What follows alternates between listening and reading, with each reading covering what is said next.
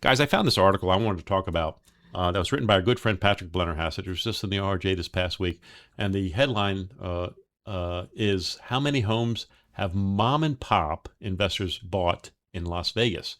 This is Las Vegas Real Estate Now with local real estate expert Harvey Blankfeld. And in the article, he goes on to talk about this. And he says mom and pop investors were behind nearly 66% of all homes bought in the business entities in Clark County since 2015. And real estate experts say the Las Vegas Valley is the perfect climate for the business venture. These investors, defined as those who purchase 10 or less homes. 10 is a lot. That's a lot. That's not a mom and pop. That's a big time player. Yeah. I mean, it's not Wall Street, but that's still a pretty big time player. 10 or less homes bought about 48,058 single-family homes in the Valley from 2015 to 2025, according to UNLV's lead center for real estate. Tia Roman, a broker for Remax Reliance, who is also a property manager, said the Valley became perfect breeding ground for mom-and-pop investors. People who bought homes between 2015 and 2022, before interest rates increased over 4%, and beyond, didn't realize how fortunate they really were at the time. And that's true. Yeah. They didn't realize then that, oh my God, we're going to be seeing 6 and 7% real soon. That was a super fertile time. But right? Yeah. And prices were great too. Prices were great. Interest rates were down, and there was a good availability. Yes. You had properties you could go get. Yeah. Now they have life changes. They need to move forward for whatever reason. They realize that their new purchases will come at a much higher interest rate. Okay. This has created a new wave. Okay. So now because the interest rates shot up, it's created what they call a new wave of accidental, quote unquote, landlords, according to Roman, which still now says ranks in the top 10. Las Vegas ranks in the top 10 in the country, with significant home price increases during the pandemic, and some since most people that had bought during those years have significant equity, added Roman. Lastly, the increase in rents over the past 10 years has made it increasingly difficult for people to choose to let go of their homes as they realize they could convert it into an investment. And you got to love that too as a CPA, right? An investment property, wonderful tax write-off. Properties are great. They're super tax beneficial, and they cash flow great, and so they provide more cash, and they produce a tax deduction. Yep. I mean, it's the best of both worlds. And if you own an investment property in Las Vegas and you come to Las Vegas, you can write off the trip. Yeah, that's right. I'm just saying. Yeah, it's a good time. Yeah, we went to look at our investment property. We had to stay at this hotel called the MGM. I don't know what it was okay. We had to inspect our investment. property. Sure.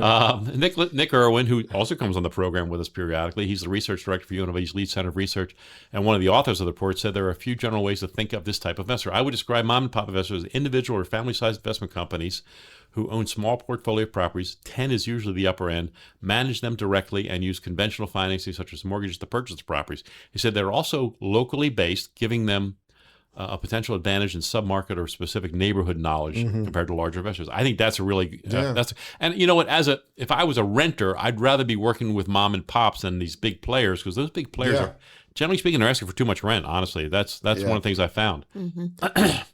What's interesting about that is that the 10 is usually, it says the upper end, which is interesting. I think it's beyond the upper end to me. Yeah. I mean, don't you think so, Todd? If you have between like 1 and 5, I mean, that's probably in the average, right? Yeah. I would think so. And there's a lot of ones. And there doesn't have to be, it doesn't have to be like homes. It could be like condos, townhouses, and that kind of thing. Yeah. Indeed. You know, I know people who have multiple properties like that, and each one of them is not $500,000. You know, they were $200,000-$300,000. I want to get into some of these other details here that I think it was important. The group that purchased the second most housing was the large investor classification, which saw total purchases of over 15,000 homes from 2015 to 25, which corresponds to 20.6% of the overall investor market, reads the report. These results mean that within Las Vegas market, the two most predominant investor types are small investors, aka mom and pop, and large investors. Well, is there any other group? I don't know. What other group is there who purchase large volume homes for investment purposes? This means business entities, large and small, were behind about 17.2% of all homes purchased in the county from 2015 up until last year. So I thought it was interesting to hear about. This is what happens in Las Vegas. So this means that business entities, large and small, were behind 17.2% of all homes purchased in Las Vegas. I decided almost 20%. So I Googled the idea, and here's my question. What percentage of homes are investor owned in the United States? I asked this nationwide. I wanted a nationwide. And it's interesting because they came out with 2 categories of investors, mom and pop Wow. and large institutional. Wow. And so here's what they say. That mom and pop investors own the vast majority, roughly 87% of all investor-held properties. So they're a bigger, and they own more than the big boys. The lion's share. Large institutions make up a tiny fraction of the market, holding about 1 to 2% of that market. But overall, they said investors own about 20% of properties in the United States. That's We're actually below the national average. right. That's in line with where we're at. I mean, Yeah. I mean, we're at 17.2%. Nationally, they're around 20%. yeah, but we live in Las Vegas. That's it. And so we have the beautiful benefit of being in Las Vegas. You're not going to hear any argument here. No substitute for that. So. But they say they say that the proportions shift depending upon location. National corporate ownership is now major metropolitan areas such as the Sun Belt, Atlanta, Georgia, may have institute ownership of closer to 25%. Yeah. And so here in Vegas, we do have a larger percentage of large investor-owned homes where they're talking about. They talked about it here, where you're talking about combined is 17.2%, but it's about half and half. You know, instead of only 1% large, it's more like 8% large and 8% mom and pop. I wonder if that takes into account the the large institutional investors that bought the big whole neighborhoods. Like Right. I know that whole yes. neighborhood They built it. You know where Area 15 is, over there? Yeah. Like there's a large institutional investor bought that whole neighborhood. Okay. And now they've torn down those houses that are around like Rex Bell Elementary School over there. Oh. And they're like all those houses that used to be up to where like Area 15 is now are gone. I mean, no, and those were all rentals that are off the market now. They've been Interesting. razed to the ground and they're done. Is it still zoned residential, I wonder, and are they going to decide to replace it know. with newer housing? That'd be And interesting to then find there's out. the other thing about I don't know if this also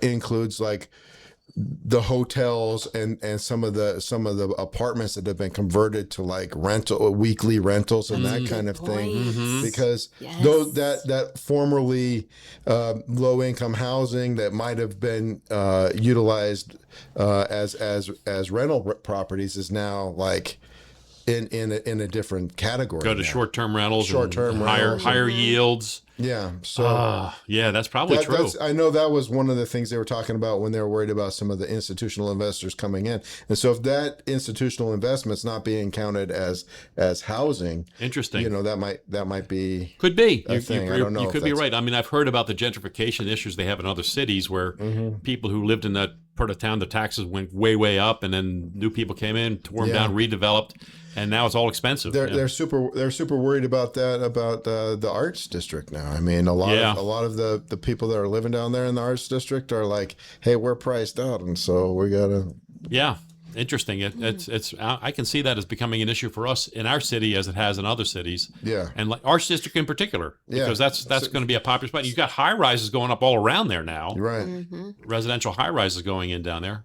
So yeah, I could see that being a potential issue for them. Yeah, it's a phenomenon that's coming home. So we're gonna have to grapple with it, and you know, it's a challenge that you gotta overcome and find some kind of balance for your community. What's gonna be right for Las Vegas, you know, and what's gonna strike that balance that creates that environment that we wanna have, you know, in our community as the heart. Yeah. You know? I'm a firm believer in letting the market let the market dictate what's appropriate. And what I think is going to end up happening is we will see over time in the coming years, I don't know when, I don't know how, but we will see more entry-level housing become available. It's going to happen. Has to happen. It's inevitable. It has to. Right. I mean, the market's going to demand it. So it's going to happen.